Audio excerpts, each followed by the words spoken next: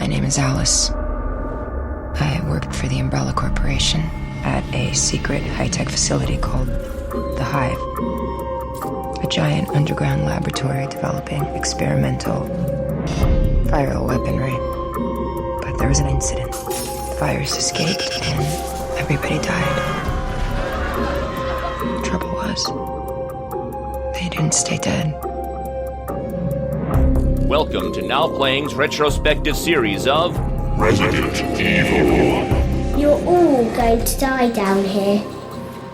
Hosted by Player 1, Justin. That's right. Star power, bitches. Player 2, Stuart. Congratulations. Officially a badass. And Player 3, Arnie. They're stars. They're the best. Join us at NowPlayingPodcast.com each week for a Resident Evil movie review, leading up to Resident Evil: The Final Chapter. You are going to be in for the fight of your lives. These podcasts contain detailed plot spoilers, mild language, and zombie dogs. This is humanity's last stand. The beginning of the end. Listener discretion is advised. Waiting for a written invitation?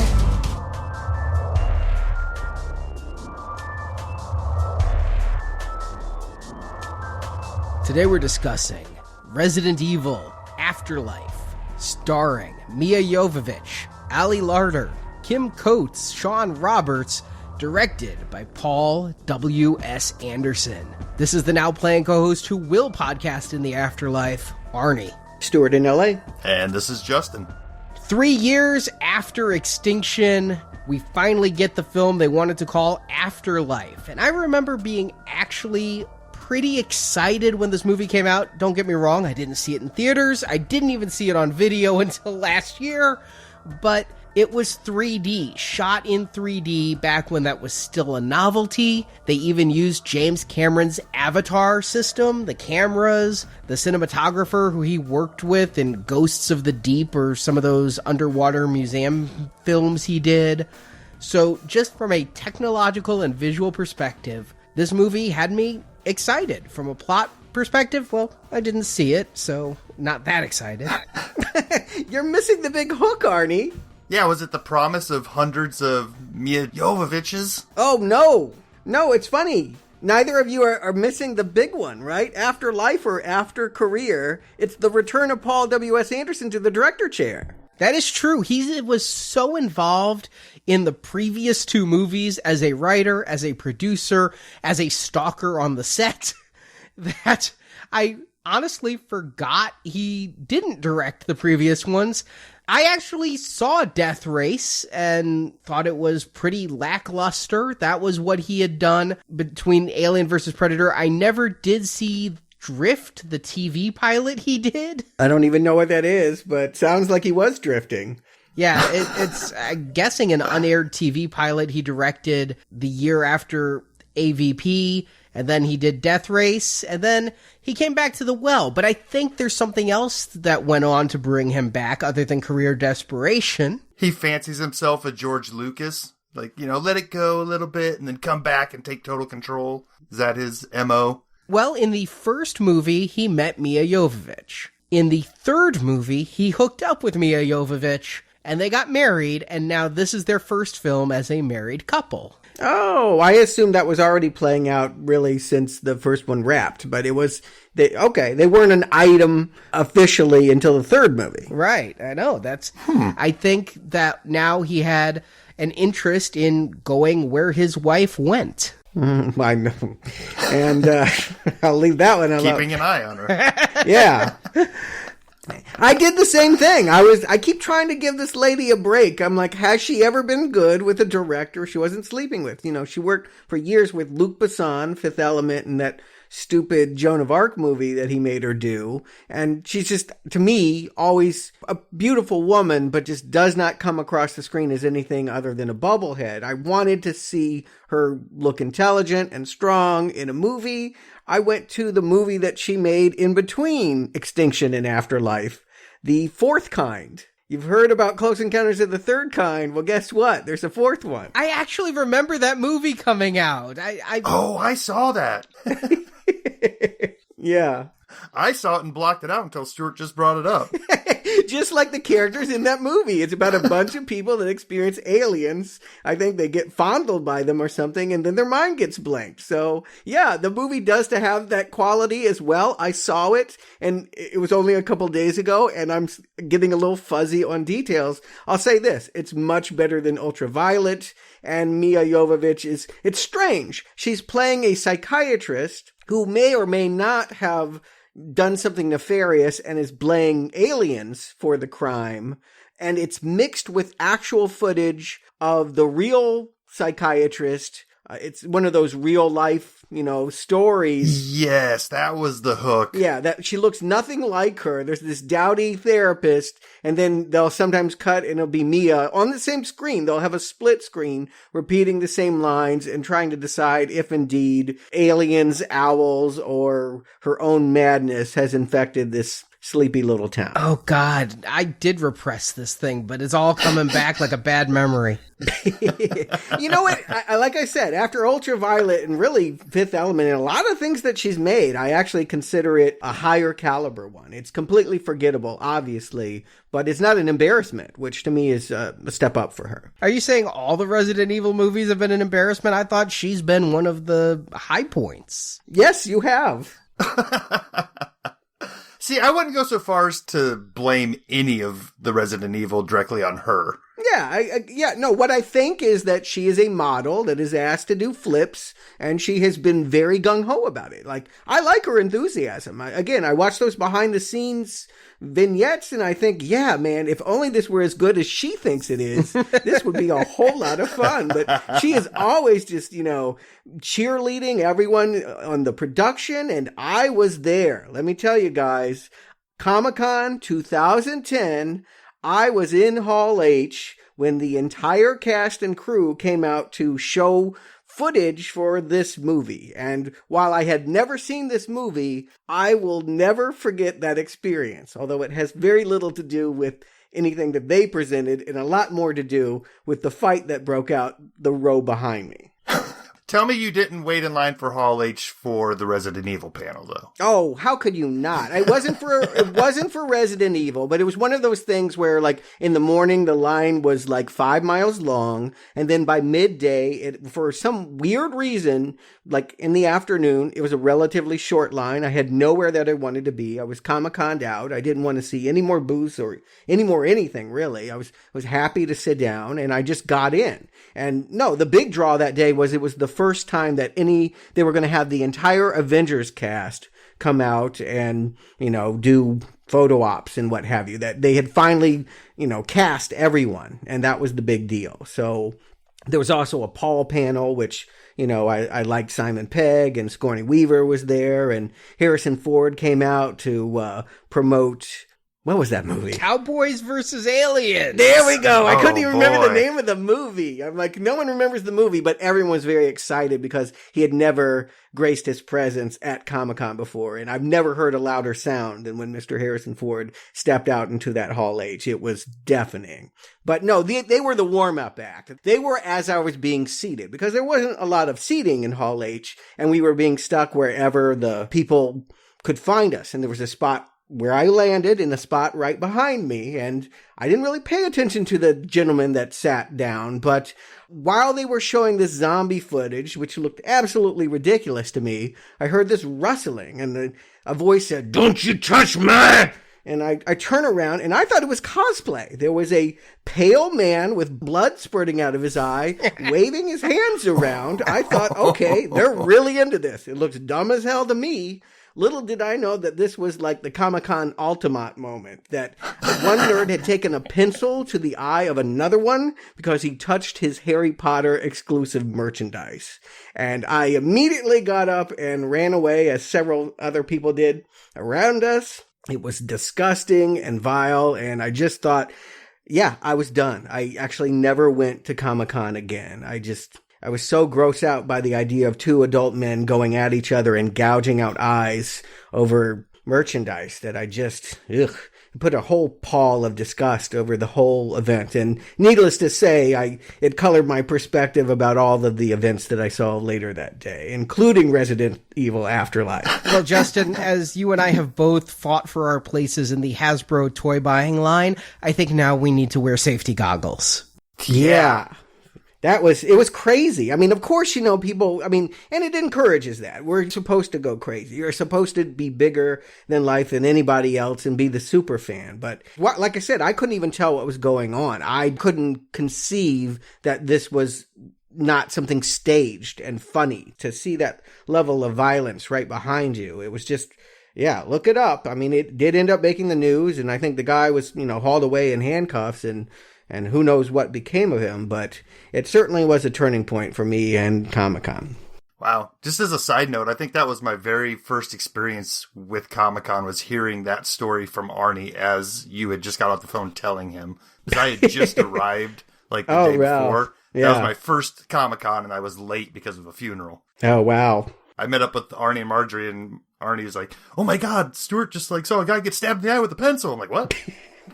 Yeah. Where am I? What's going on here? Yeah, exactly. I thought it was going to Comic-Con. I didn't realize that, I'm on the path to hell. Well, it was the director of Mortal Kombat, so... Yeah, again... Finish him! You can make jokes. I thought it was two fools really getting into it and playing a prank. It really took a few squirts of blood before I realized, wow, that is no squib. Wow. I wonder if this paints a pal over the way you see this movie all these years later.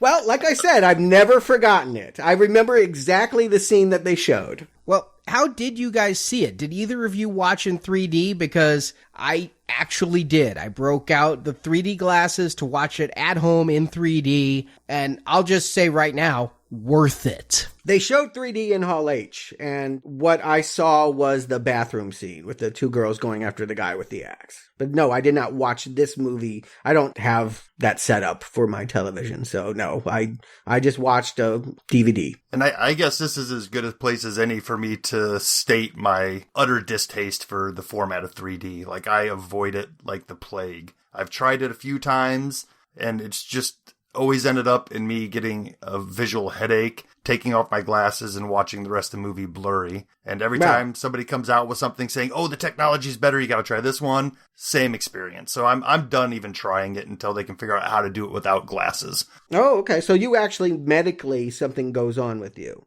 I've known a few people like that. They say it gives them headaches. Yep, pretty much every time. Wow. So you won't be seeing the new movie in this format.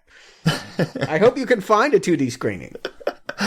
Since I'm the only one who saw it in 3D, I will just say this is amazing 3D. The depth is great. It has some of the eye-popping stuff where things are poking out at you that I feel a lot of 3D movies try to avoid, but I think it's just fun as hell. And it added something to this film visually that I can't explain. It was done using the Avatar system. It's Avatar good. Why wouldn't it be? Paul W.S. Anderson has been ripping off Cameron and Aliens for his entire career. I'm glad that he at least got a hold of the technology and tried to fulfill. He could make a movie as good as Avatar, I'm convinced.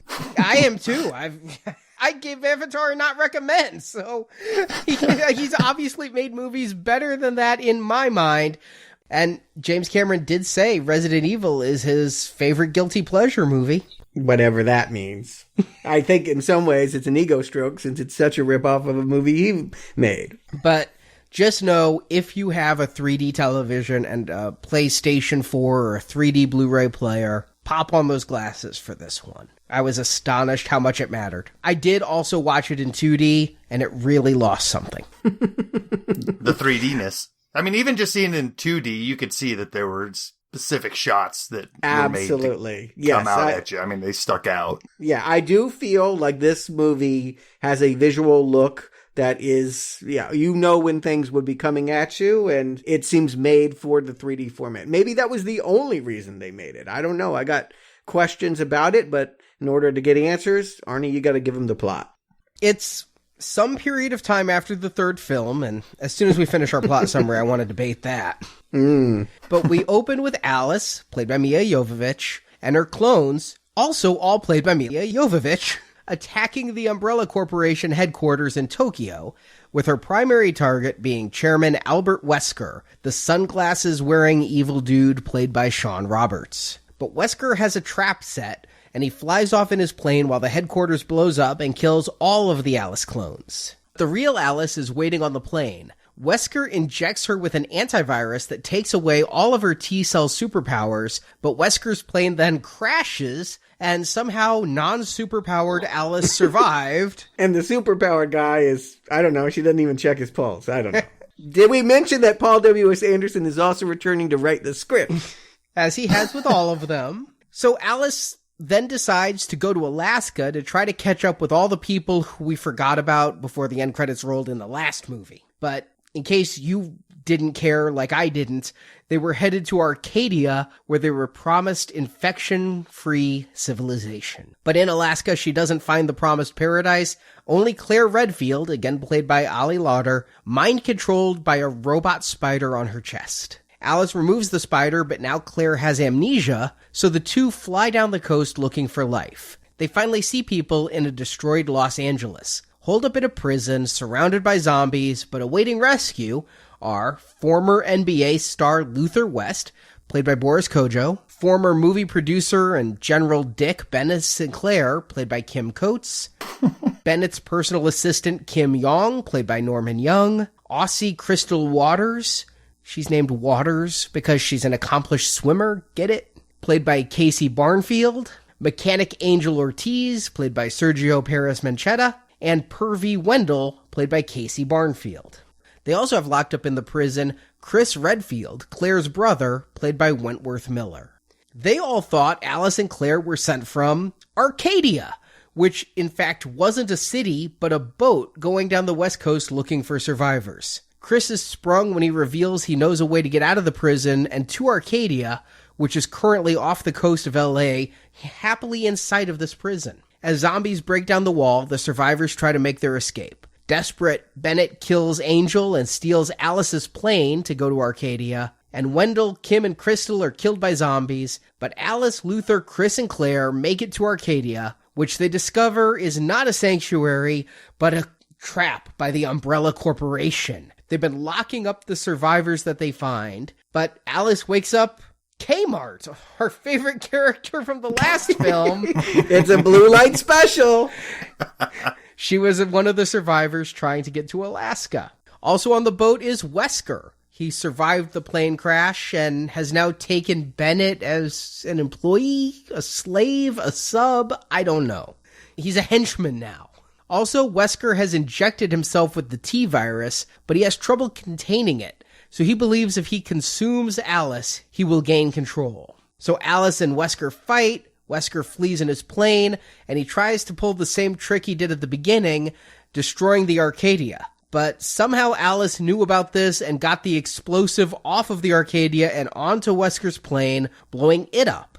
And Alice wakes up all the survivors and sends out a message that Arcadia is a place of sanctuary for any humans left. But then an aerial attack begins, led by Jill Valentine, again played by Sienna Guillory, with a spider on her chest as credits roll.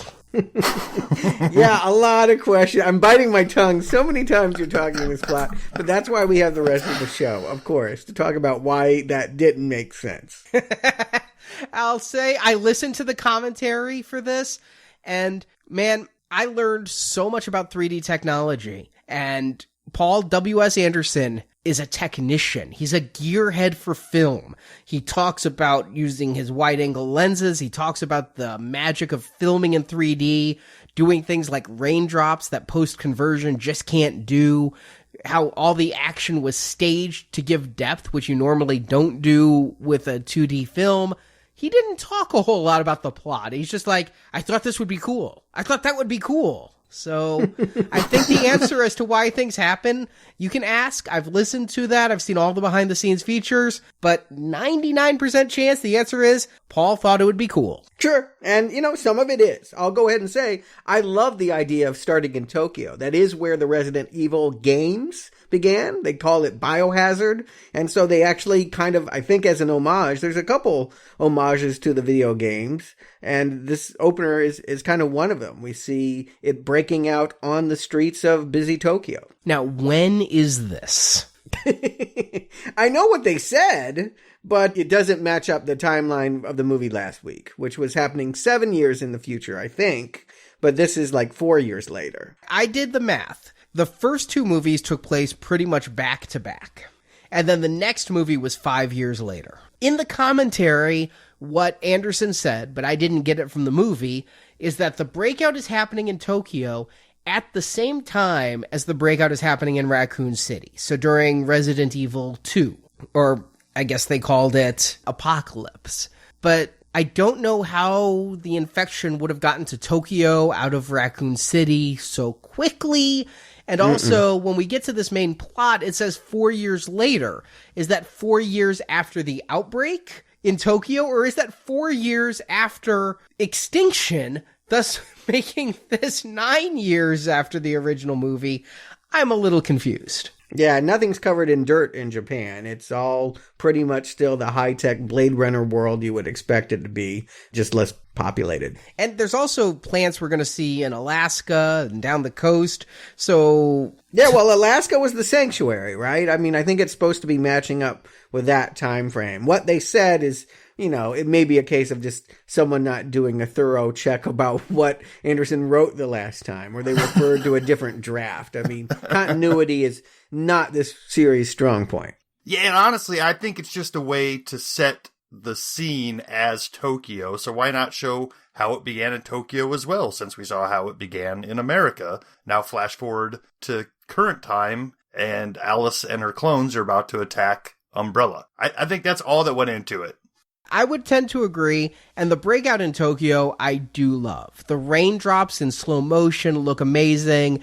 You've got, I hate to say it, but like your stereotypical anime girl with like the leggings and everything standing in the rain, and she's just very young, very slight, and then she goes zombie and starts attacking those around her. It kind of reminded me of Stephen King's book Cell, where people just on the street start getting attacked by a teenage girl. Yeah, I mean, what was surprising about it was, I thought it was going to be Mia. I mean, they spend so much time teasing her form without showing her face. I'm like, come on, it always begins with her. I mean, we know it's her, and then it's not. And again, what I appreciate about this scene was that they were trying to acknowledge where the game came from and get us into the headquarters, which we have another 3D model. We are going underground once again. I'm guessing this looked really cool in 3D. Yeah, it did. I mean, the pullout from Tokyo was really awesome. The underground model, I mean, everything had good depth. It was filmed in 3D. These were deep sets. There were some CGI extensions. But yeah, it looked pretty cool. And we get to see Albert Wesker play Darth Vader, killing his own henchmen. And yeah, this whole scene was a lot of fun.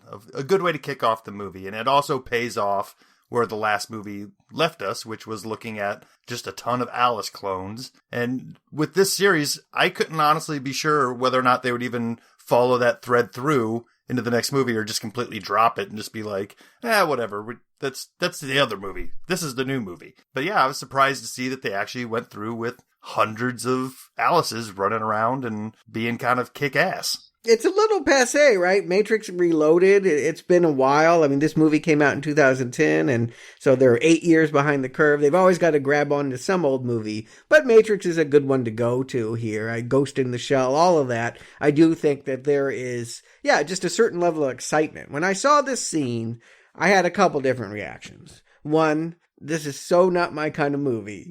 Two, when you don't have it in 3D, some of this stuff looks very, very hokey. And three, this series is now doing exactly what it needs to be doing. Something that I felt with the last two, that they were experiments that had gone awry. Say what you will about Anderson, I do think that he directs his scripts better than other people do. Maybe it's because he understands them, or he understands what was cool about them. And I think he captures that in this opening. Yeah, there was a moment during Extinction on the commentary where he turns to the producer and is like, that wasn't in my script. Why was that changed? So perhaps he distills himself better than somebody else who second guesses him.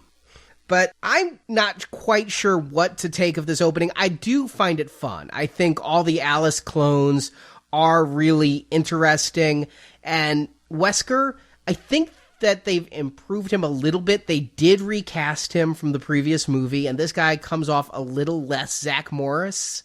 But you're trapped by a video game design of a guy in a suit with slicked back hair and wearing sunglasses at night. So, sorry, Corey Hart, you're just always going to be a little bit douchey and not in a good evil way. Yeah, it's a Agent Smith, right? I mean, the Matrix vibe just carries through the performance. It's so stilted that I don't know. The fact that some of these shots are going to look kind of hokey with bad acting, I almost think in some ways it brilliantly recreates the stiffness of video game interscenes. I mean, I do think that on some level, this movie, more than any other, looks like a video game come to life. And that includes this bad acting. I'll agree with that. For the first time, this does feel like it's actually emulating what it's like to play a video game, or trying to a certain degree. I don't know if I'd go ahead and give them that much credit that that's the feel that they were going for, but maybe. I don't know. I think they were. By this point, it was funny. The tail had started wagging the dog. With Resident Evil 4 and Resident Evil 5, all of a sudden, we weren't in horror movies anymore. We were in action movies. And you weren't playing just a cop with a gun running out of bullets. Now you're playing a high-kicking ninja sharpshooter trying to save the president's daughter? Yes, that is the plot of Resident Evil 4. So it did go international, and it has had some great success, but to me as a player, it was a far cry from where this thing started as a haunted house zombie film. Wow, this is getting further and further. If George Romero hadn't gotten fired, he would have walked away by this point. He would have never made or been interested to make a movie like this. But that is not to say that I can't take the movie that Anderson is giving me and recognize that for what it is, and I'm not sure it's much more than a rehash of The Matrix, it's pretty gripping. And, you know, watching Mia flip and sever heads, that, I think when she busts out the samurai swords, that it brings back a level of violence that I felt like the last couple were missing. Yeah, I like it when these go R-rated, you know? I'm reminded again of like the Blade series. You've got people in black leather decapitating others. I'm just glad to see an R-rated level of violence. This is not going to push boundaries in storytelling, so at least give me something more than a Transformers movie, and this does in terms of gore. Now, Alice Prime, as we're going to call her, the original, the one that we are supposed to care about, the clones can die, and they do, and that's okay. I thought she was the only one that had psychic powers. They have been able to clone her, and she's superhuman in all of her cloned iterations? Because these clones are pulling Firestarter moves here. I think they were all injected, and because it's her DNA, they all had the power. They just weren't as good as her, which is why they all die. My question, and I don't know that we're ever going to get this answered, but Alice Prime, is she a clone? Let's keep in mind, in part 2, Alice looked pretty dead after that helicopter crash, and then she woke up in a clone bubble and escaped. But is there a real Alice? Wesker is going to say, I finally get to meet the real Alice. So the movie's telling us it is, but how does even Alice know? You know, I think it's the lesson of Alien Resurrection is that when you stop making it Ripley and making it a clone of Ripley, there's a clone bias. So we need to believe that this is the flesh and blood with a soul original Alice, or we just won't care as much. I just keep waiting for that rug to be pulled out. I just keep waiting for Wesker to go, you think you're Alice? Alice died in the helicopter crash. I'm just waiting for it. Meet evil Alice. Maybe we'll get that in the new film. I don't know. Yeah. Yeah, I mean, I asked that question myself a few times, and just to go along with the movie, I had to tell myself that Alice Prime is the original Alice, or else, like Stuart said, I don't know that I could care. Yeah, I mean, it helps. And it's video game nature that, your character dies at some point and then you reboot and then you start, but you're still the same character. I think that's what the clones kind of do. It allows you to play different lives and see those deaths. While at the very end of it, once they're finally done and the base is destroyed and all of that, we can get back to a character that we would not want to see blown up, at least theoretically. And she's got the upper hand. She's got the gun to Wesker. And that doesn't stop him from stabbing her in the neck. All her superpowers, if that had been a knife, game over. But he wasn't aiming to kill her. He was aiming to inject her with something to stop her T-cells and return her to normal. So he could then kill her. Right. I guess he had to take away her powers before she would become mortal? Yes, he could not possibly overpower her if she had her superpowers. So he depowered... It's basically... Kryptonite doesn't kill Superman. Kryptonite weakens Superman, and then you can shoot him. Right. But my question is, how much of this is actually because of the T-cells, and how much is it because she's Alice? Because she's still kicking ass well after this point. Yeah, I noticed no difference. And she was in the first two movies, if you keep in mind. She didn't become enhanced until movie 3. No, she was enhanced in movie 2. Only at the end. She was jumping over fences, and yeah, she was definitely doing stuff. Yeah, she's supposed to be like a highly trained but human specialist, but in part 3, she became psychic and telekinetic. Remember, she went up against the tyrant, and he tried to strangle her. Yeah, she made satellites blow up with her mind. Yeah. Burning birds. So now she's just back to being a ninja, but not superpowered, not indestructible, which she kind of was before, which still does not answer how she lived through this plane crash. She is merely Trinity. She is not Firestarter. Okay, whatever. She's not an X-Man. Yeah, that plane goes into the side of a mountain pretty hardcore, and apparently both of them end up walking away from it, unbeknownst to one another. I'm just so happy between this movie and I also saw Sully this week to know that an airplane will tell a pilot, terrain.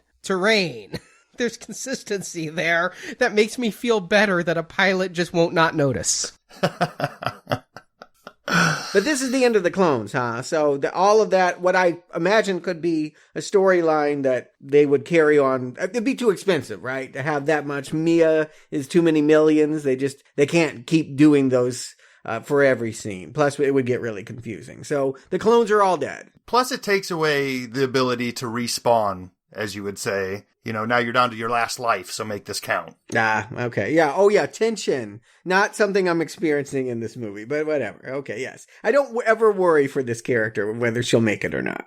I don't only think that, but my belief was at the end of part 3, how the hell do you tell a compelling story with so many Alices? And I think that's something Anderson shared in the commentary is like, yeah, I made her too powerful. We're supposed to be telling horror movies here, and how can you possibly fear for a super ninja that has got a million clones? So we need to take her back, take her human, make her able to be killed again, put her in danger again, and make it just her. So as illogical as it may be that every clone happens to be killed in a single explosion at a single base, every last clone happened to be in there, and the real Alice was hanging out on a plane. It's convenient storytelling, and it does sort of reboot this series back to where we were with the first film, where she is alone, she doesn't know anybody, and she really is, for the first time, a woman without a mission, kind of lost.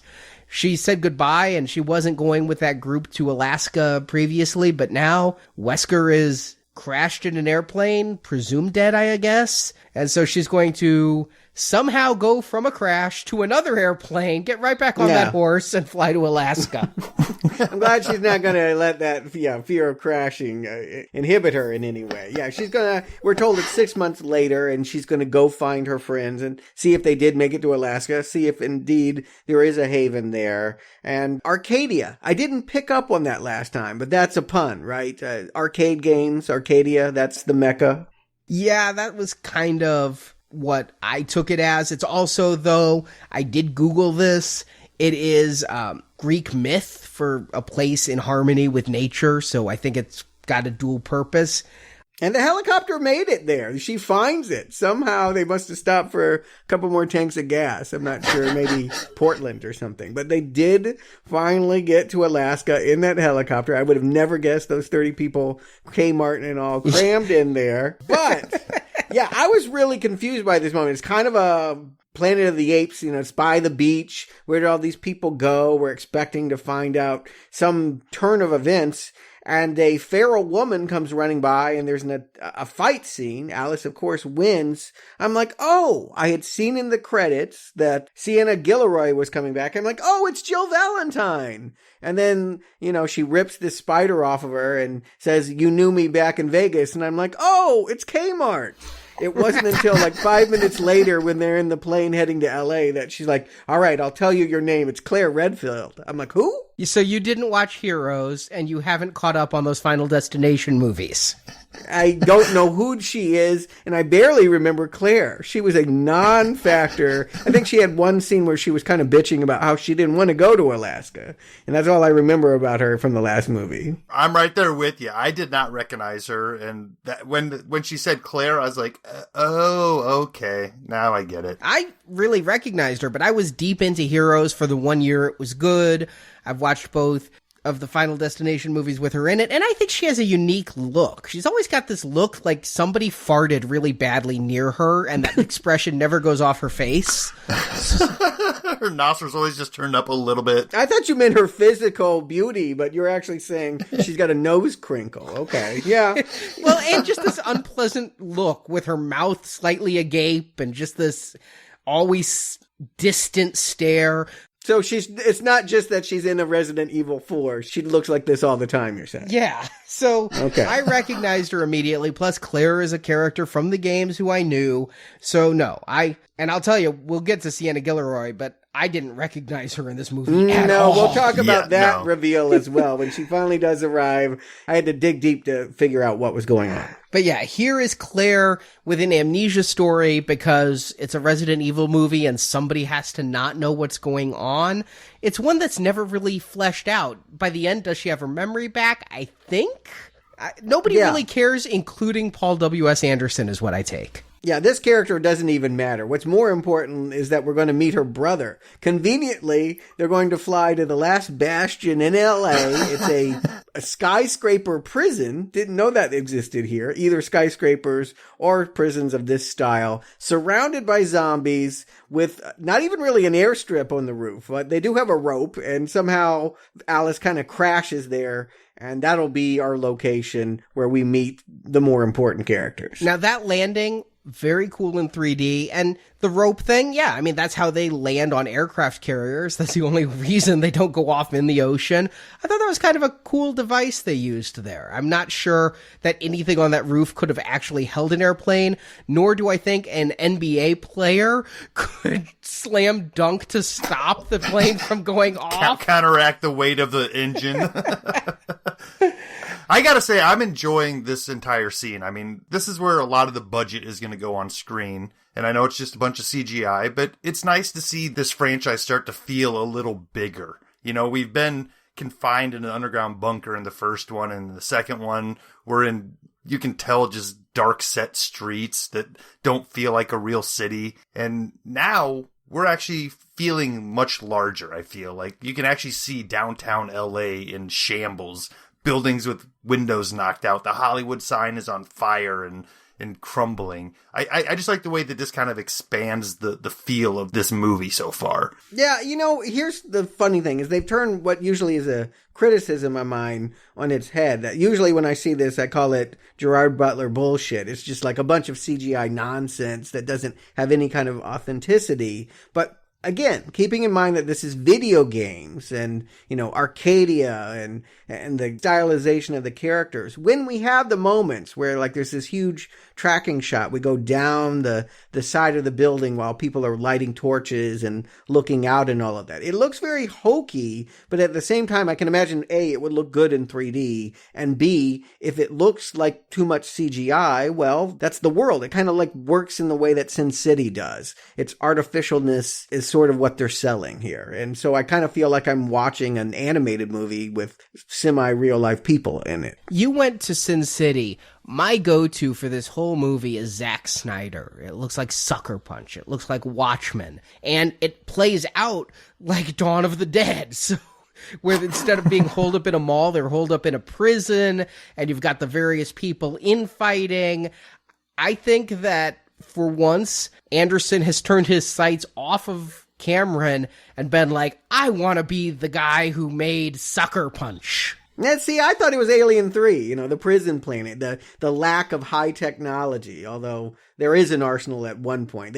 There's no way they're not going to give these people weapons, but the idea of torches and that there are characters who may have committed crimes. I think perhaps the most interesting character they have, although he doesn't remain that way for long, is that there's this Hannibal Lecter who is in a glass cell deep in the basement. They have the key to let him out, but they're just not sure whether his story adds up. He's either a SWAT team member that was thrown in there by prisoners as a joke that as they were escaping, they're like, oh yeah, let's imprison this guy, or he was someone so bad he had to be separated from all the other prisoners, and if you let him out, he could be even worse than the zombies. Yeah, not a bad device, I mean, it, like you said, it builds a little bit of interest in this character, and I suppose it's a little bit better than just having yet another person hanging about that's going to turn out to be a brother to one of our other characters, which is just... What? All right. Yeah. I mean, in the game, Chris Redfield is one of the first characters you play, and in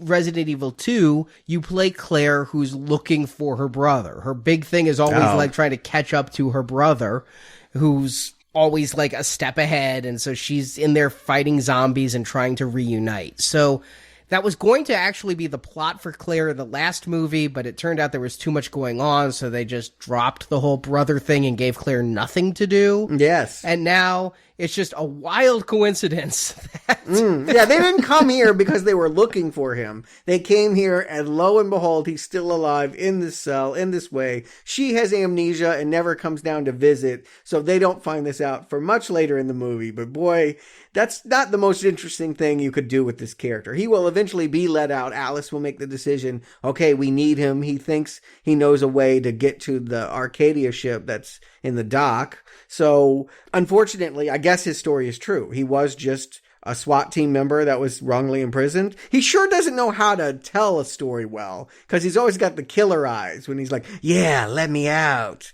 please. They've got the Hannibal Lecter lights on the pupils so that he always looks like he's got these glowing evil eyes. Yeah, I mean, outside of this just being a device for them to have a different type of character than just somebody else in the prison, you're right. He could have simply said, instead of like holding it over their head, let me out and I'll show you a way out of here. He could have said, look, I know this place. There's an awesome tank in a garage just outside of here. We can get out of here. Let me out. I know how to drive it. Let's go. They would have trusted him then. I feel they don't play this to any purpose. I would have actually liked a movie where you do have Hannibal Lecter running around. We kind of saw it in Predators or something, but you have a psychopath among you. Who's the more dangerous? The zombies or the killer, but you need to form an alliance with the killer.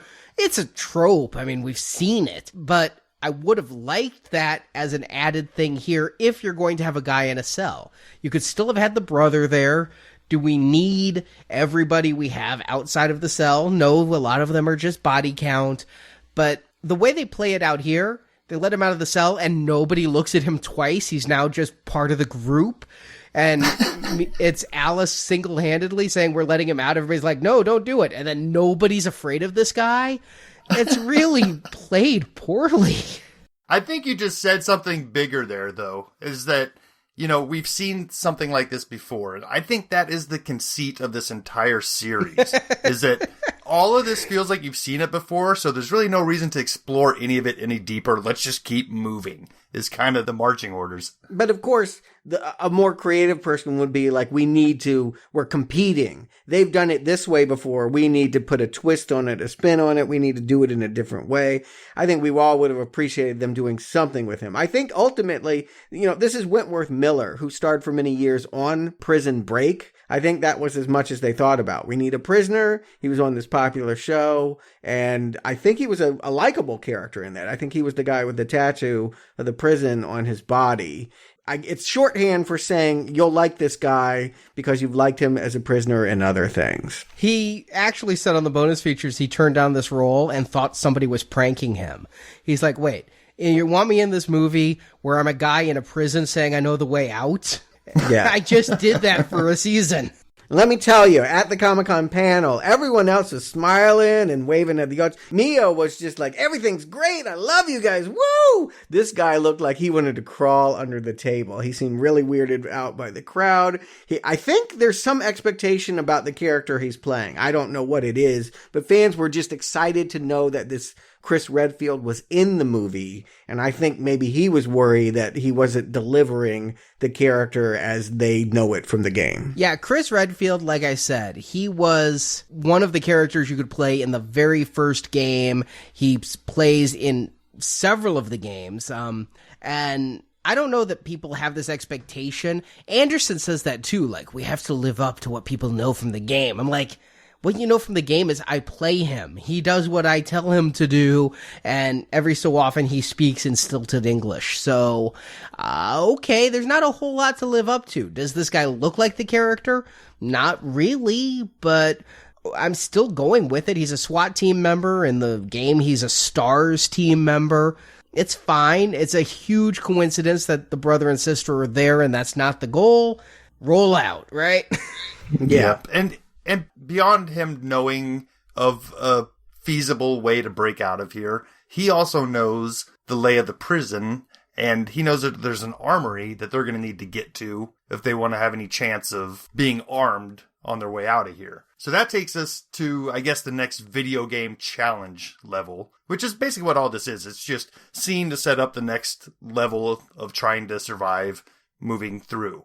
Did either of you get really, really fucking confused as to what was going on here? Because Chris is saying, okay, we have to get to this place in order to escape. We have to swim through this because it's all flooded.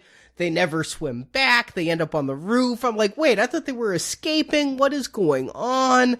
And finally realized he's swimming just to get guns so they can escape. And then they find an air shaft that he never knew about, so they don't have to swim back through and instead, I guess, shimmy up to the roof. But the whole reason for this level, as you would say, Justin, confounded me. I think it's this simple. We need something for Alice and these characters to be doing so that the more nefarious survivor can be getting away on the roof. We have a bad guy. We have a Burke, if you will. Bennett is a movie producer, which I guess must be some kind of Anderson stick in the crawl, that nobody likes a boss, and this would be the boss on the set of a Resident Evil movie. A movie producer that is going to take this two-seater plane, kill one of the other characters, Angel. I don't know if any of these other characters matter that much, but shoots somebody, flies away, leaves his intern behind, and if Alice were there, you know she wouldn't have allowed that to happen. But because she's down swimming around with zombies, that gives her excuse for, you know, not being there when their only way to Arcadia is taken away from them. But they weren't ever planning on using the plane. They were going to use this anti-personnel vehicle or whatever in order to drive over the zombies. Bennett, all right, he's a wonderful little snidely character in the background, sarcastic, demanding. He's got his own personal assistant. I watched enough seasons of the Anna Nicole Smith show to see how Hollywood people treat their personal assistants. So I was going with all of this. I think it's a strange character turn where just out of nowhere he has a pistol and shoots the mechanic Angel. And no, Angel doesn't matter. We're supposed to care about Luther. We're supposed to care about Chris. But yeah, Angel, you're meat. Yeah, I mean, I think we do care about Luther. I mean, I think he ends up showing he at least has star power. He's going to make it to the end of the film. But then we have just Crystal Waters, who is swimming with Alice, and blink and you won't even notice her getting grabbed. What was the point of her going other than to be in there? And we failed to mention, zombies got in the facility while Alice was showering. This is the first time Alice actually doesn't get naked in a movie. She was prepping to shower, She was being watched by pervy Wendell, and he's not going to live too long because a zombie's going to bust in from the ground. They were, I guess, pulling a Lovecraft, rats in the walls. He's been hearing sounds in the walls, and it's the zombies just tunneling in. Pretty efficiently as well. I mean, I'm not sure how they could do that much digging or know where they're going, but... Maybe they're just tunneling everywhere. There's just like gopher holes all around LA now. Is it have something to do with the way they've changed the zombies? I know they always want to mix it up, give us something we haven't seen before. This is the first time I'm noticing that faces are splitting apart and squiddy tentacles now. Is this a factor for being able to breathe underwater or something? Why are they doing this? Well, they're dead, so I think they don't breathe at all. I think that's why they can be underwater. As far as the squid face thing goes, I thought it was just a ripoff of Blade 2, but I guess that they did this in the video games. The zombies started getting the tentacles out of the mouth. The dogs started having their heads split. Anderson wanted to do something new and saw in Resident Evil 4 and 5, they'd done new stuff with this type of character. They moved away from kind of just the shambling zombie and moved more to military zombies and monstrous squid zombies and that. And so he brought it in here for that as well. This is something I do remember from the video games, and I couldn't tell you exactly which one, but that definitely sticks out in my mind as those, I call them face bloomers, because it's very almost plant-like, yet has very reptilian type of feel to it as well. And yeah, I mean, that thing and the dog splitting in half and having that same feel, and this new boss character, which we're about to see, that has absolutely no origin story, just comes out of nowhere. He's just a giant human being with a giant axe. But I remember fighting against him in the game, so all right, I guess that's a good enough origin for this movie. Yeah, I remember fighting against him in the game too. Silent Hill, right? Yep. Except he had a big triangle on his head there, right? Here, he is in Resident Evil 5, and he had a point there as an executioner. Here, well, Anderson just liked the look. So why is he here? Because Anderson liked the look and thought it would be cool, and let's just insert him. And is he sent by the Red Queen? Is he sent by Sienna Guillory? Is he sent by Wesker? Is he just here? Hey, we did just review the Reanimator series. Maybe it's Arnold's stunt double who's been juicing and then got bit. The point is, he takes down the gate, the one thing that was keeping all the zombies at bay, except the ones that were tunneling under and swimming around in the half-flooded part of the building. I don't know. It's, they talk out of both sides of their mouth as far as whether people have already infiltrated the Citadel or not. But he definitively takes down the thing that was holding back the hordes, and now they can swarm. Now they have no choice. Our heroes have to leave this prison because they're being overrun. And so we get another movie callback. They're on the roof, and yeah, why won't Mia just go Bruce Willis and yippee-ki-yay, motherfucker? Oh, I was so thinking that, and it's so obvious. Who wouldn't? The only thing that I can give it is none of this is real. That's a CGI Mia. That's a CGI roof.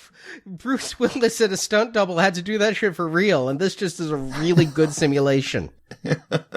Oh, but the effects here look so hokey. I mean, I'm not even talking about how fake it looks. It just, the way her body is almost completely still, but swinging through the air. It just, they almost should have, Batmaned it and put a doll on a string and panned way back. Because it was corny looking. Yeah, but it looked better in 3D. I mean, again, every time I see effects like this, I'm like, the fact that she is so differentiated from the rest of what's happening in the screen must be what makes it pop. And so I think it would just be exciting to see it come at you. And truthfully, it looked amazing in 3D. And when I saw it in 2D, I'm like, wow, that looks like shit. So, yeah, it really does matter. Many moments in this movie come off that way in my 2D version, but again, I just write it off as video game. It's just think of it as an homage to the way that video game play looks. Have you guys noticed that up to this point, being bitten and turned into a zombie is no longer really a device being used? It's either you get caught and you die and that's it, or you continue on. In the last few movies, it was like, ooh, don't get bit because our friends are going to turn or whatever. That's just kind of been dropped. Yeah, I feel like it's moved so far away from horror. To me, a horror scenario has to do with mortality. Will this person live? And now it's just about spectacle. How many people can we pile onto this roof? How do we make it really over the top? Gerard Butler bullshit. But, you know, they will every now and then have a little tweak that's amusing. I do like the fact that we've seen her collecting quarters, and I think that's a video game reference to old coin ops. She actually is using that as ammunition here when she's doing her theatrics. You are putting so much more thought into this than Anderson. He never mentioned, oh yeah, quarters, video games. He's like, I thought that would look cool. Yeah, I mean, this is why it's important not to always listen to the creator and have your own interpretation. Sometimes the audience knows more than the people making it. And sometimes, you know, maybe it was subconscious reference. Maybe he just doesn't want to tell people, then they can figure it out. Or maybe there's just some serendipity going on. But she does take that back to the shower. They're going to try to escape through there. And this is when the Axeman comes in and they decide to replay a video game here. Claire is the hero of Resident Evil 5, and she took down the Executioner. And here, Claire actually gets a moment to shine. Alice is kind of knocked out, and Claire handles this whole fight. I actually, while watching this in 3D, had to be like, wait, is that Alice? Alice gets all the fights. She looks not like Alice, but no, it's actually Claire is given something to do. Yeah, and it's been about time, really. I mean, she spent the whole last movie with, yes, fart face, as you dubbed it, and why wouldn't they want to give her a moment saving another woman? I think that's great. Yeah, and I mean, I think this is really where Paul W.S. Anderson lives and breathes, is really aiming his movie at a prepubescent boy. So what do you got? You got an awesome video game boss. You got two chicks fighting him in a shower with water going on over the place. This is a wet dream for a 14-year-old boy. Double meaning for wet. We're going to take this entire scene in incredibly slow motion capture. This entire scene plays out so slow. But yet, I think it's kind of cool because a lot of times, you brought up Transformers, where in action scenes, things are going on so fast that I can't even tell what's going on. Here, I'm actually being able to follow the action on screen. So I guess I'm part of that 14-year-old boy demographic while the scene's playing. I think you're a little bit hard on the whole pubescent boy thing, though, because yes, there is water, but I don't ever feel that, even in the nude scenes in the previous movie, I never feel like the women are objectified in the lens. I don't feel like they're standing there glistening like Maxim models in the water. I feel like, yes, they're wet and it looks cool, but I think this movie is about kicking ass and not about look at the wet boobies.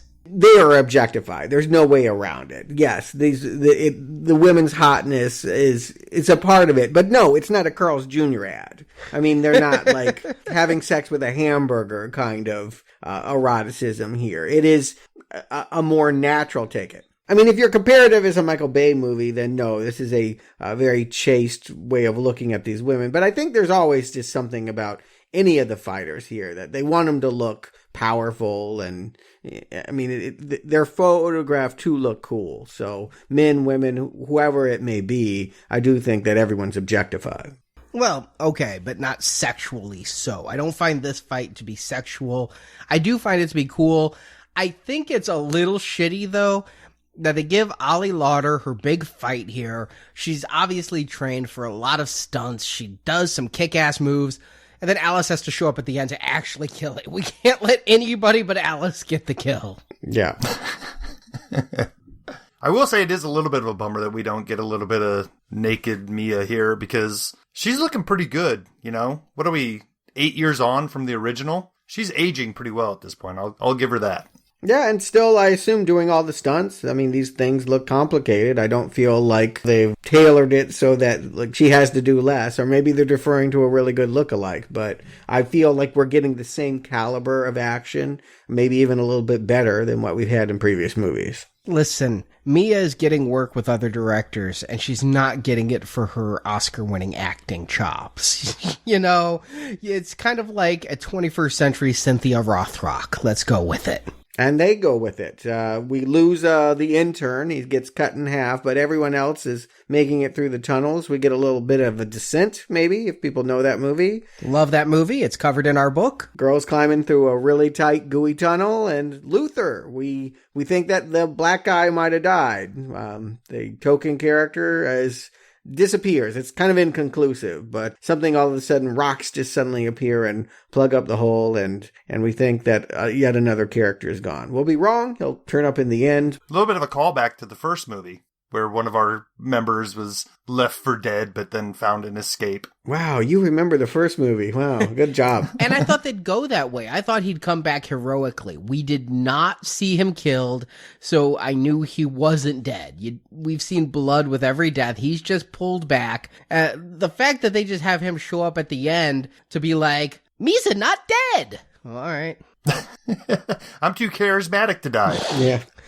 He is. He's a hunky NBA watch model.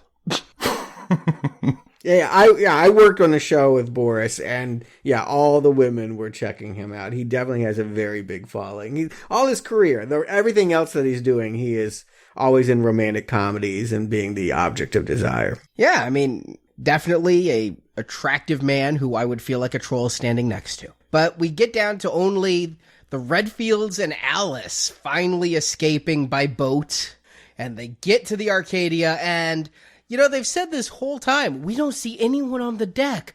Why aren't they coming to rescue us? Why isn't the boat moving? If you haven't guessed it's a derelict by now, you really should stay in prison. Yeah, they're all there. They have some kind of way of seeing that 2,000 survivors exist below ground, but can't be seen. And it looks like the producer got there as well. We see that the plane has kind of smashed on the surface, but he would have survived that, and we should at least see a body, but he's gone too. It's a big mystery building up to, surprise, umbrella. Boy, they just aren't going to drop this. I guess I have to just give up on the fact that I do not care about corporate malfeasance after the world has fallen into chaos. That is just not important at this point. It bugs me so badly. It was amplified by our conversation last week, but all of a sudden I'm like, what is your hope? There's no humans left to sell your products to. What are you trying to do? What is your business model here? What is going on? What is your attempt here? I guess in this case, he has a very personal motivation. To survive or whatever, Wesker has injected himself with the T-cells, but the only person to successfully bond with these T-cells is Alice. And since he is having trouble bonding with them, if he consumes Alice, and I don't know if that means like he's going to swallow her like a snake with his mouth tentacles or what ingest means, but somehow that will merge her DNA with his. I don't think I merged with the DNA of the steak I ate tonight, but it will merge their DNA, and then he thinks he will be able to control the virus. So maybe it's not just business, but he just wants to survive, and to do so means consuming Alice. Yeah, I just don't feel like he's a very threatening end boss. I mean, maybe none of them are really that great when I really think about it. I don't think there's ever been one at the end that really blew me away, but they usually go big, and they get a couple zombie dogs here too, and Bennett, he's sort of a henchman.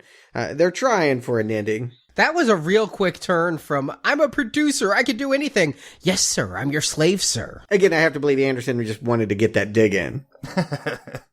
And I'm not entirely sure if we were supposed to believe Bennett was now somewhat zombified, because they had makeup on him for a while that made him look really green and pale and almost bloodshot eyes, or is that just because he was in a wreck? Oh yeah, he's turned for sure. He is? Yeah. See, later he looks a little more healthy than that, though. Yeah, I thought he was just, like, making a bargain that if he works for Wesker, Wesker gets him out. I did not think he turned. I did not think there was mind control or zombifying or anything. Oh, well, it doesn't matter. I mean, he's not an interesting enough character for me to even debate it. But I thought the makeup was telling me that he was no longer human. Yes, at the beginning there, but then later on, like I said, it's not entirely clear that that's what's going on. But like you said, ultimately, it doesn't matter. It could be rewriting. I mean, who knows? This strikes me as the kind of ending where they might have rethought themselves a couple different times and shot it in different ways. I don't know why they ever think that they can kill the bad guy just by like shooting and stabbing him either. I mean, that becomes quite monotonous. Maybe we just get the jollies of watching the gymnastics, but there's no way to defeat them by karate kicking them hard enough. It's just not going to happen. But she knocks his sunglasses off and we see his demonic red eyes. Yeah, and I'm sure that 3D with the sunglasses spinning at us. I mean, again, a lot of this is for maximum 3D impact, and I wish I was watching it in the format. I do feel like I missed out. I would have probably been more engaged with this climax, a little anyway, if there was that component it was so clearly made for. Well, in this final fight scene, I mean, if the beginning was, a little bit Matrixy, this is straight out of the Matrix. I mean, we get bullet time, we get slow motion, kung fu. It's all there. And like you pointed out earlier, Stuart, this is 10 years late. Yeah, I laughed out loud while watching the bonus features where he's like, I told my special effects people what I wanted to do, and they're like, you just can't do that. I'm like, can you just call up the Wachowskis? Because they'll tell you how to do it.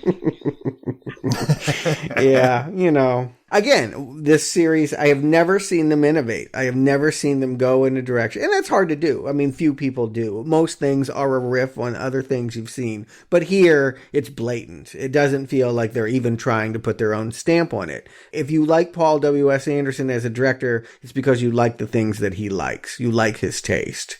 Now, I know as a group, we're not, totally sold on the idea of Umbrella and, having their corporate fangs and everything all the time. But I will say it works as a good device, at least visually, because we go from, the wreckage of LA and this prison crumbling down around them to this ship that as soon as this door opens, we are in almost a sci-fi universe. And it's such a visual tonal shift that I think it works as a great way of visually saying, hey, here is the third act. Let's go. It's so white. I thought it was a few years late again because it was making me think once again of I'm a Mac and I'm a PC ads. Oh, and Matrix. Again, that was I don't remember the rooms, but there's like hallways where they would walk into these kinds of places. And yeah, the weapons room and everything. You're right. That is all very Matrix. All of this imagery is, 8 years past the sequels nobody liked. So I'm not sure what can be really said about them. I don't feel like they improve on them. But at the same time, I don't see Alice eating a chocolate cake and having a queef. So, I mean, they take what worked about it and they don't take what didn't work about those Matrix sequels. Maybe that's what Ali Larter's been smelling the whole time. Maybe. Now, almost made it through an entire Resident Evil movie without having the Hounds of Hell, but nope, there's a pair of dogs here to help us out. I turned it on the commentary at the very end because I really wanted to understand the last images that we see. I had no idea what it was, but I did hear him mention that this was one of the two notes that he got. That Anderson, for the most part, they loved everything he was doing, but they're like, you've got to put the dogs in here. And so they just kind of stuck them in. It was just sort of like, well, there's no real reason why he would have two pet zombie dogs, but we need them because it's not a Resident Evil movie without them. And it very much played like that. Correct. Spoiler alert, the next movie doesn't have any dogs. What? Huh. Yeah, he was tired of them now, but yeah, the head splitting was something they'd done in the games, and it looks really cool in the games. And so he decided to at least do that here so we have something new with them. And they're just not as cool as they were the very first time. I'm sorry.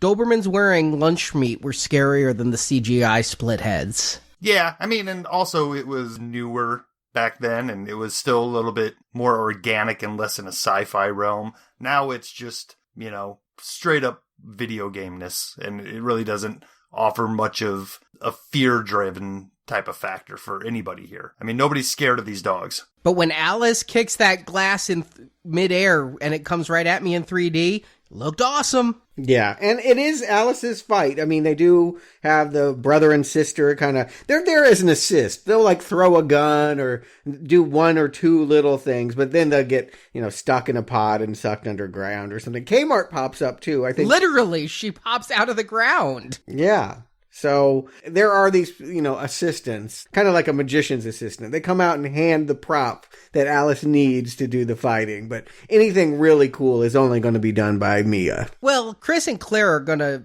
pop up at the very end to shoot the crap out of Wesker. They both kind of stood around during the fight. But it's kind of like that friend who won't get in a fight, but once you've beaten somebody up, he'll kick them while they're down. The two Redfields decide to shoot the hell out of Wesker.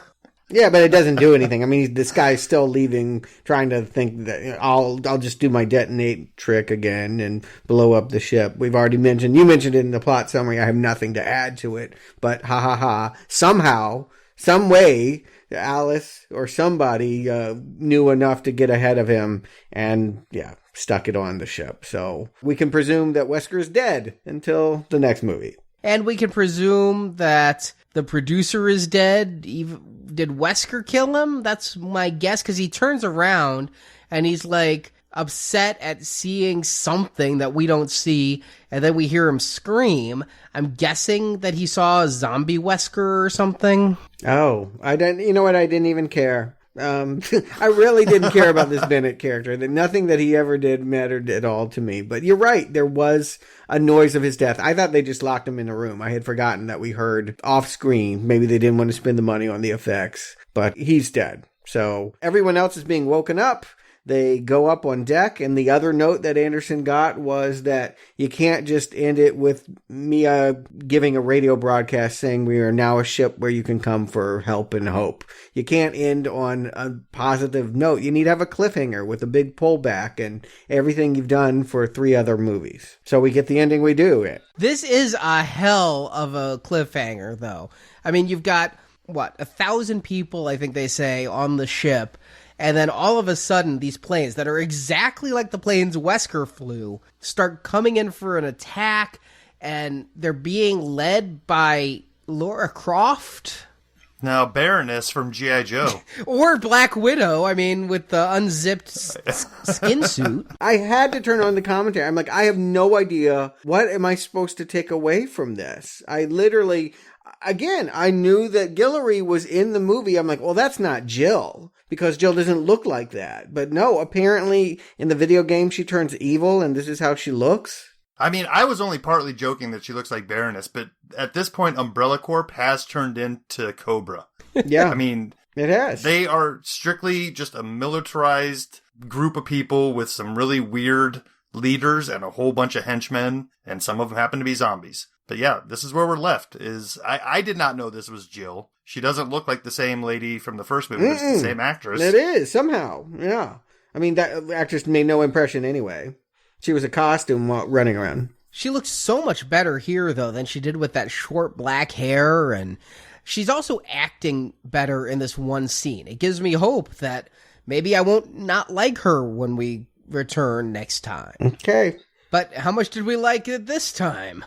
Justin Stewart, do you recommend Resident Evil Afterlife? Justin. Guys, I have to be honest here. I'm not sure if I'm suffering from Stockholm Syndrome, and I'm just starting to empathize with my captor here. But I think what it comes down to with this series, if a movie that I'm watching now isn't actively pissing me off, I guess I'm going to be okay with it, you know?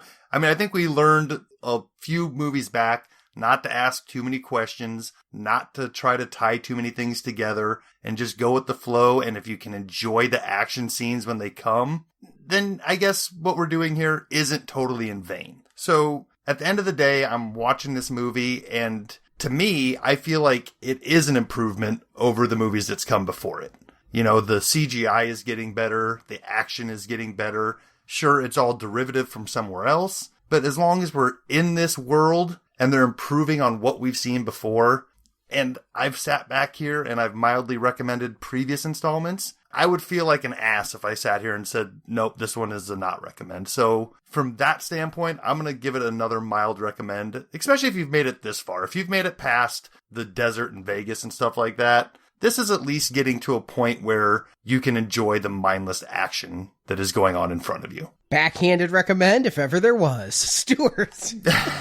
Is there any other to give for this series, though? Mindless action, exactly. You're in those words, you're telling me, oh, I don't want to see that. I mean, I know myself to know I would have no interest in this series. So I have to take the Fast and Furious approach. I have to say, this is a series in which I would never want another installment and don't want to be watching the one that's coming at me. But that's not to say that it is poorly made or that there isn't something that I can get out of it. And I do think having lowered expectations really does help me. I mean, I thought that there would be no more Green Arrows after the first one, which was a pretty weak Green Arrow. But yeah, I think this rivals the first film for best of the series. I think if you're going to take it on its own terms, Anderson is delivering exactly what he can do. And maybe even his script is, it doesn't have the mystery of the first movie, but I expected less out of his storytelling this time. And I think that just helps.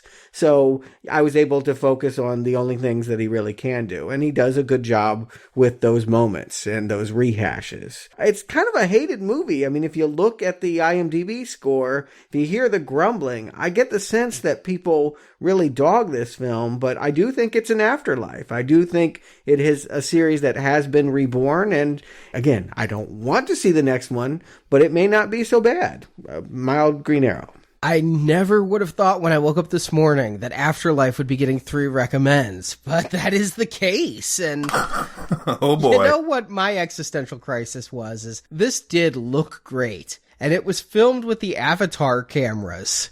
And I didn't recommend Avatar. And so I can't just stand here and go, well, it looks cool and that's enough. So I had to think, why do I like this movie more than Avatar? And truthfully, one of this movie's biggest benefits is it's short.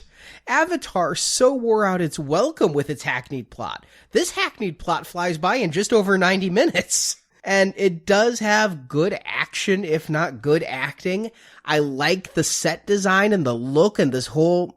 I compared it to Zack Snyder, but at times I think Zack Snyder has a good eye as well. I liked his style for Watchmen. I kind of like the surreality occurring in this world.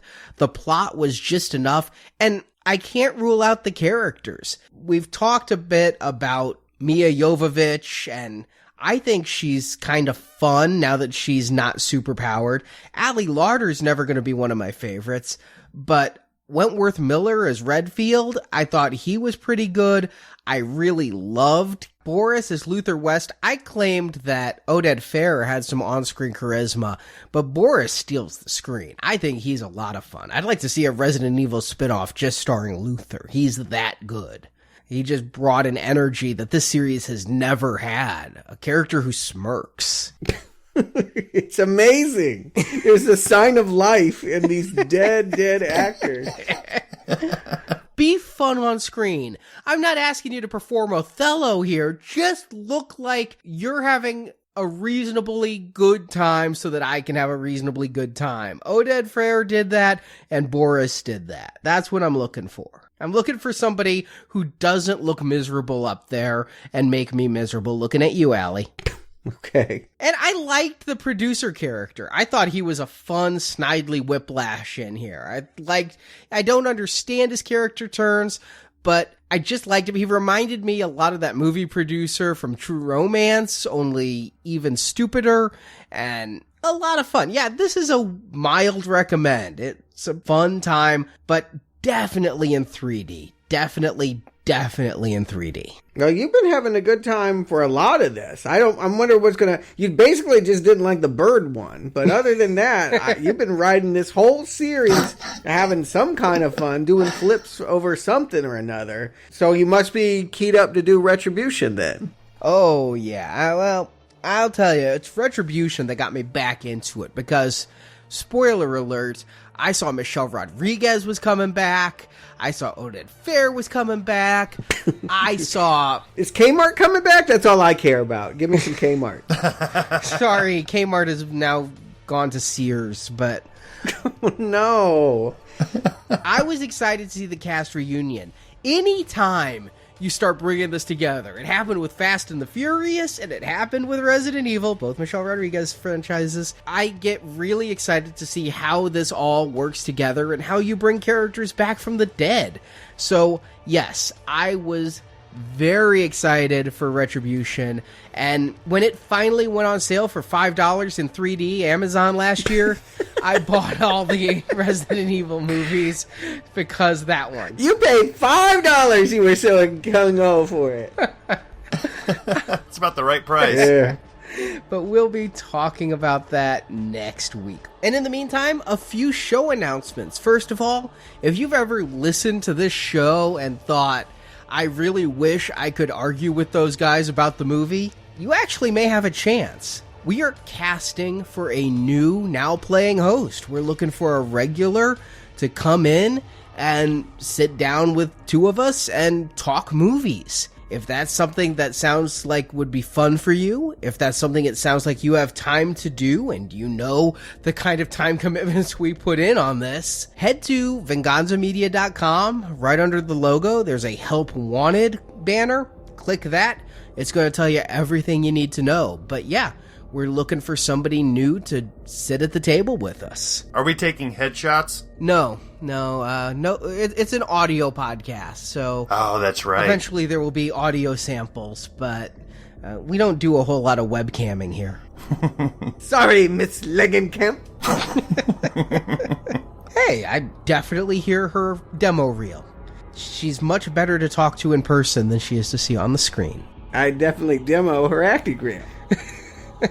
And also, if you want to help support this show and keep us growing with things like new hosts, head to our Podbean page. We've set up a crowdfunding thing where you can get some exclusive podcasts, as well as, thanks to Podbean's technology, you can get all of our vaulted podcasts.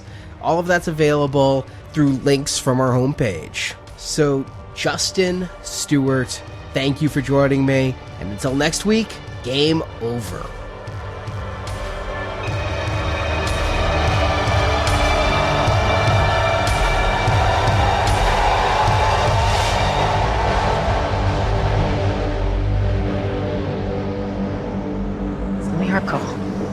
I never dreamed there would be this many of us left alive. So what's next? I say, we live up to the promise. This is Arcadia, broadcasting on the emergency frequency. There is no infection. Repeat, there is no infection. We offer safety and security, food and shelter. If you are out there, we will help you. There is hope. Thank you for listening to this episode of Now Playing's Resident Evil Retrospective Series. When I get out of here, I think I'm gonna get laid. Yeah. Might want to clean up a little bit first. We hope that you've enjoyed the show. I'm missing you already. Would you like to continue?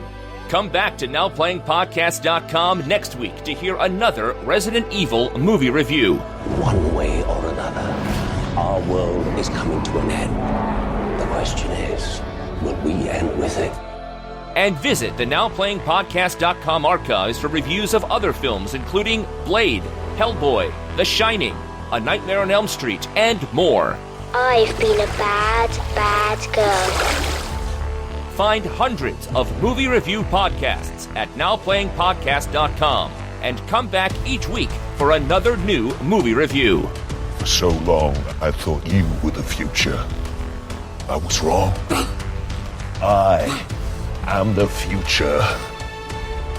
Also at NowPlayingPodcast.com/book, you can order Now Playing's film review collection, Underrated Movies We Recommend. This book has 125 reviews about films you probably haven't seen, but you should. Good thing we like a challenge. Want to take part in the discussion? Join the Now Playing hosts at our forums, where you and the other listeners can give your thoughts on this movie review. The links to our forums is at NowPlayingPodcast.com. I told you I'd be bringing a few friends. You should have brought more. You can also follow Now Playing on Facebook and Twitter, where the hosts post new episode announcements and written movie reviews. The links to our social media pages can be found at NowPlayingPodcast.com. I always knew you'd be drawn to your friends. Insert coins to keep playing. Support from listeners like you help keep Now Playing operating. I didn't think any of you would make it this far. Not without infection. You can find a link to donate using PayPal at the bottom of our website, nowplayingpodcast.com. Everyone is grateful for you helping us out. We really are grateful. You can also support our show and get dozens of bonus movie reviews. But I can offer you something you want very much. What is that? For Now Playing's 10th anniversary, we have opened the vaults. And at our Podbean page, you can donate and get archived movie reviews including the Night of the Living Dead series, Alien, Return of the Living Dead, Jaws, The Exorcist, Jurassic Park, and more. We're reopening the Hive. Links to all these reviews can be found in the NowPlayingPodcast.com archives section. Humanity will cease to exist unless you return to the Hive. You can also join our Podbean crowdfunding campaign to help our show grow. Backers of $10 or more will receive exclusive bonus podcast reviews. We're gonna need more ammo. You can also help out Now Playing by leaving us a 5-star review on iTunes. A link to Now Playing's iTunes listing can be found at nowplayingpodcast.com. I'm gonna kill you. Perhaps. But first you have work to do. Now Playing is produced by Arnie Carvalho. I can't remember much before all this started. Sometimes I feel like this has been my whole life. Now Playing's Resident Evil series is edited by David, Heath, and Arnie. I don't want to be one of those things walking around without a soul. Now Playing credit narration by Brock. This is what I do. The Resident Evil films and all movie audio and music are the property of its respective copyright holders, and no infringement is intended. Hey boys, bad idea. The opinions expressed on Now Playing are those of the individual hosts and may not reflect the opinion of Venganza Media Incorporated. I have no reason to believe a word you say. Now Playing is a Venganza Media production, copyright 2017, all rights reserved, and no part of this show may be reproduced, repurposed, or redistributed without the written permission of Venganza Media Incorporated.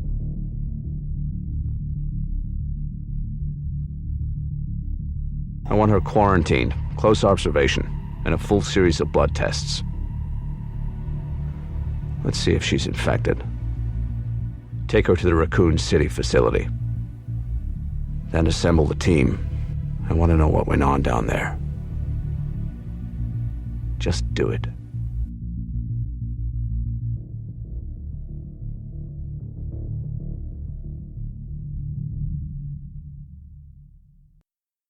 Stars. And then the next movie was 5 years later. Oh, I thought it was 7. Okay. I thought it was 2 for some reason, but let me validate. 5 sounds right, but if you're going to look it up. Yeah, you know what? It was 5 years later. They were keeping it in time with the movie. It came out in 2007. The original came out in 2002. So it was 5. Yeah. I validated in my old notes. Plus, I looked it up twice while preparing for the show, but just in case I was wrong. So, yeah. Stars. I thought it was going to be Mila. I thought that Mia. They spend a... God damn it. I knew I was going to say it wrong. I thought it was going to be...